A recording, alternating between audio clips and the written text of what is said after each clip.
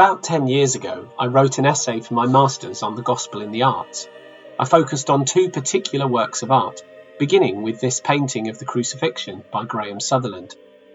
Displayed in St Matthew's Church, Northampton, it's a beautiful, if uncomfortable, depiction of the events of Good Friday.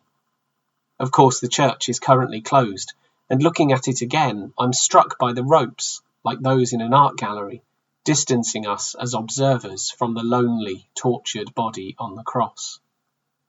In Sutherland's Jesus, we see both God's intimate knowledge of our suffering, and at the same time his transcendence and separation from our experience, such that he can bring redemption and enable us to transcend our own struggles.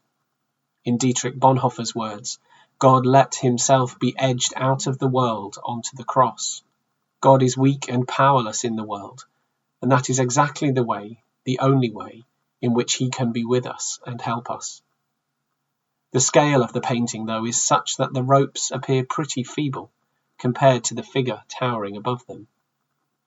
Deeply affected by what he witnessed as an official war artist, and by the famous Isenheim altarpiece of Matthias Grunewald, with its grotesquely twisted and emaciated representation of Jesus, Graham Sutherland sought to capture the agony of that moment, but also to point beyond it with his striking choice of colour in contrast to Grunewald. The bright blue here draws the eye beyond the crucified Jesus to the hope of heaven. To go with my study of Sutherland's painting, I also chose a piece of music that is a personal favourite.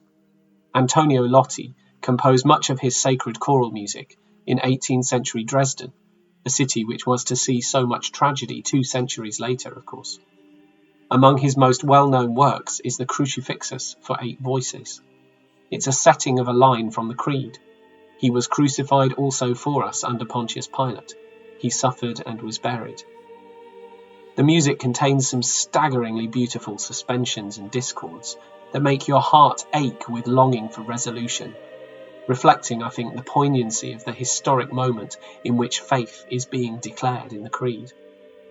The atonality propels the music forward, the tension heightened by a rise in pitch and volume towards the end, until resolution is finally found in a warm C major chord and the final word est, or he is. In the words of one of Lotti's contemporaries, the piece ends in a colossal harmonic mass in which reason and meaning sink and dissolve into humility and worship. As Sutherland draws our eye beyond the suffering Messiah to an endless peaceful blue, so Lotti takes our ear beyond the anguished dissonance to a deep and satisfying harmony. I offer these thoughts so that you might enjoy just some of what the events of Good Friday have inspired in our great artists of the past, as they continue to inspire many today, of course. May you look and listen and be transported through the suffering of the crucified Jesus into your own life-changing encounter with the risen Jesus. Amen.